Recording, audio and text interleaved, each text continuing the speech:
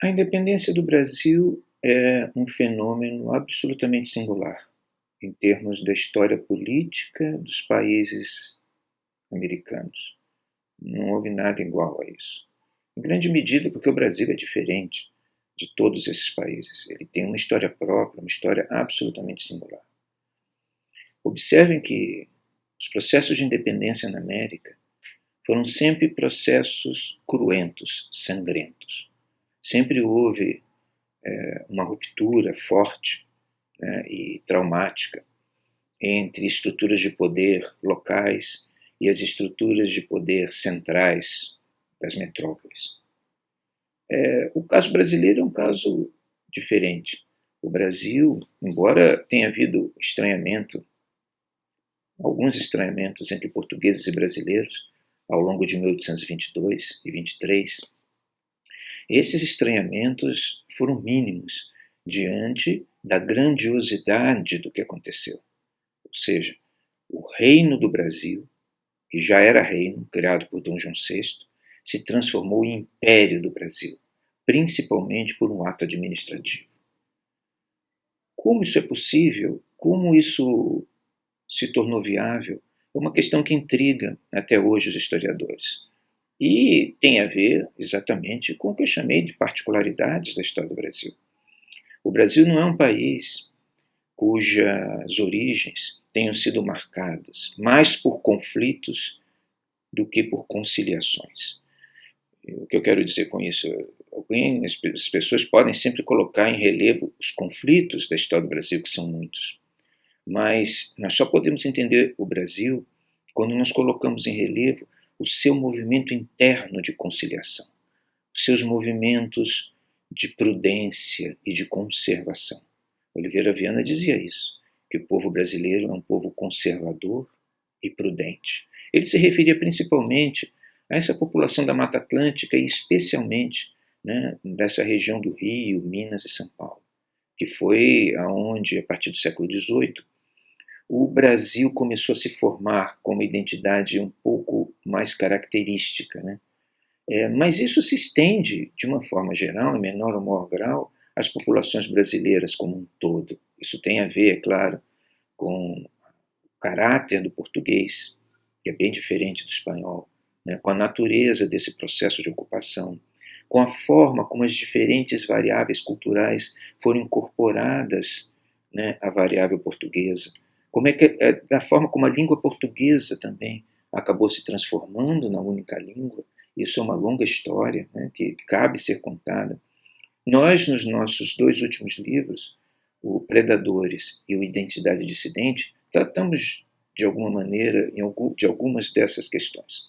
O que deve ser colocado agora em relevo, nesse momento, me parece relevante, em que nós comemoramos mais um 7 de setembro, mais um momento em que se celebra aquele movimento meramente administrativo, mas de profunda significação, pelo qual Dom Pedro rompeu os elos políticos que uniam o Brasil a Portugal.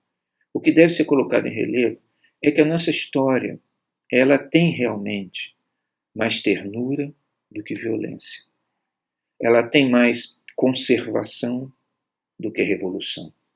Ela tem mais conciliação do que ódio.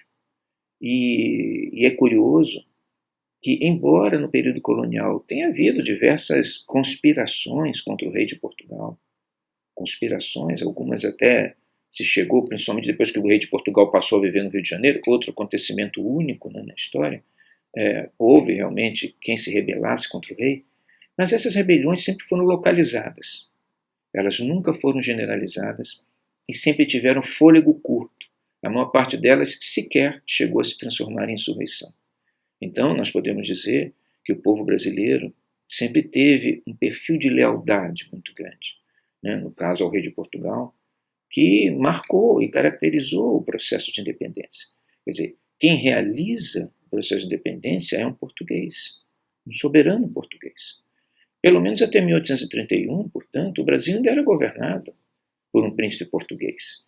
E só depois da abdicação, que é uma exigência da sociedade brasileira, é o que se chamava na época de Revolução de 7 de abril de 1831, Só depois desse momento é que o Brasil passou a ter um soberano brasileiro. O rei, o imperador, no caso, Dom Pedro II, com 5, 6 anos de idade, e os regentes. Mas até então, o brasileiro era muito cauteloso e muito prudente e muito conservador. Há aspectos nisso que são aspectos que as pessoas às vezes acham que é negativo, são aspectos negativos. Existem questões no Brasil que dizem respeito à maneira do brasileiro ser, à maneira como ele se comporta diante do bem público, que são questões morais problemáticas da história brasileira, mas que os brasileiros sempre tentaram, de alguma forma, resolver. Né? Mas é interessante perceber que a existência do Brasil e a sua existência como um país gigantesco, como é, ao contrário de muitos outros países cujo ódio e desconforto gerou a fragmentações contínuas, é fruto de um espírito particular do brasileiro. E muito se tem falado sobre isso, mas eu vou aqui lembrar, eu já lembrei isso num outro vídeo, né? Mas vou lembrar aqui de novo, de um poema de Olavo Bilac sobre a música brasileira, onde ele dizia que, do ponto de vista afetivo, o Brasil era fruto de 3 saudades. A saudade do português, diante de Portugal, a saudade do índio, diante do lugar onde ele estava, né, de onde ele foi retirado, e a saudade do africano, a saudade da África. E que essas 3 saudades, e nós aqui já poderíamos dizer um monte de outras saudades, de todos aqueles que vieram para o Brasil, né, ao longo do tempo, e que essa saudade, para Olavo Bilac, esse sentimento de melancolia, esse sentimento de aceitação da realidade, das dificuldades da existência, né, do alto custo que a vida tem do ponto de vista afetivo, era um dos elementos que caracterizavam o Brasil. Eu acho que nesse momento de 7 de setembro, nós estamos marchando já para o nosso bicentenário, e no momento que nós buscamos, como sempre, descobrir qual é a mensagem desse país estranho e extraordinário para o mundo, nós diríamos que essa mensagem pode ser a valorização que o brasileiro dá a essa afetividade e ao sucesso que essa afetividade teve com tudo o que conspirou contra em construir uma sociedade que funciona enquanto sociedade. E em alguns momentos a gente percebe que ela funciona melhor que outras sociedades, porque o fato é que o Brasil ele é gigantesco, né? Ele nunca se fragmentou, e isso é uma força que nós temos. É uma coisa que permite que o Brasil seja e possa aspirar a ser algo que está no seu delírio, no seu sonho mais íntimo, que é uma grande nação, uma potência. E por isso se diz que o Brasil é o gigante adormecido, e no nosso hino diz isso, deitado eternamente em berço esplêndido. O nosso erguer, ele também não vai se dar como de outras nações. Ele vai se dar a partir daquilo que nós damos ao mundo. E o que nós damos ao mundo é uma coisa muito particular. É, sem dúvida, como diz Oliveira Viana, esse valor da prudência, esse espírito conservador. E é também a nossa extrema espiritualidade, a nossa religiosidade muito, muito específica, mas muito forte. Vocês vejam que o Brasil é o país, por pesquisas internacionais, onde mais se crê em Deus no mundo inteiro. Mas também pela nossa afetividade extraordinária. E é por isso que a nossa música é muito respeitada e o nosso futebol também, que é um esporte de afetividade. Então, nesse dia 7 de setembro, nós temos todos os motivos para comemorar nossa independência.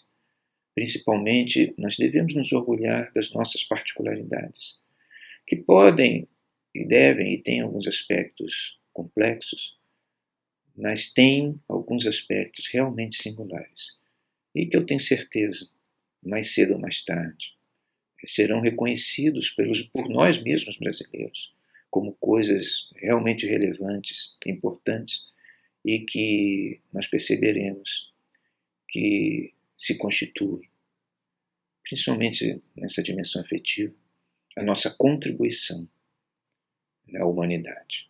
Então, devemos nos orgulhar de sermos brasileiros e de estarmos nessa luta contínua para nos realizarmos como nação, como país, como potência.